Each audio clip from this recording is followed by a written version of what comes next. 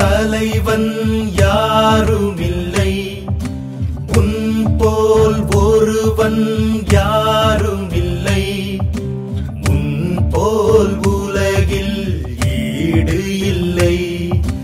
நீ தமிழ் தாயின் திருப்பிள்ளை. உன் போல் தலைவன் யாருமில்லை, உன் போல் ஒருவன் யாருமில்லை, உன் போல் உலகில் ஈடு இல்லை. நீ தமிழ் தாயின் திருப்பிள்ளை.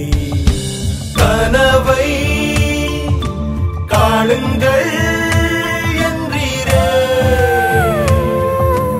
எங்களின் நெஞ்சிலே நின்றீரே.